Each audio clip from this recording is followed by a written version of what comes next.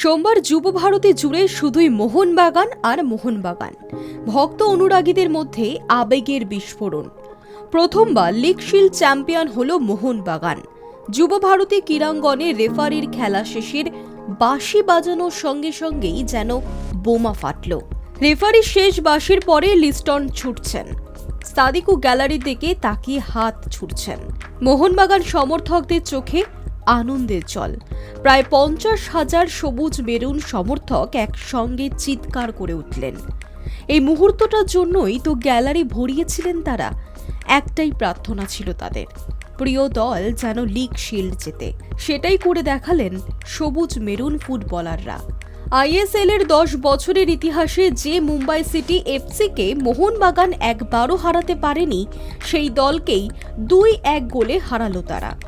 Mumbai city FC 2 পয়েন্টে এগিয়েছিল মোহনবাগানের থেকে। ড্র করলে মুম্বাই লিগ শিল্ড জিতবে, এমন অবস্থায় হাবাসের ছেলেরাই উজ্জীবিত ফুটবল খেলল। খেলা শেষ হয়ে যাওয়ার আধ ঘন্টা পরেও যুব ভারতের গ্যালারি কানায় কানায় ভর্তি। কেউ যেন ফিরতেই চাইছেন না। আনন্দে নাচছেন 8 থেকে 80। বেশিরভাগ মানুষেরই চোখে জল। এই রাত যেন তাদের ফুরানোর নয়। মোহনবাগান অধিনায়ক শুভাশিস বসু যখন ভারতের ফুটবল ফেডারেশনের সভাপতি কল্যাণ চৌবের হাত থেকে লিগ শিল্ড নিলেন, তখন শব্দের ডেসিবেল আরও বাড়ল।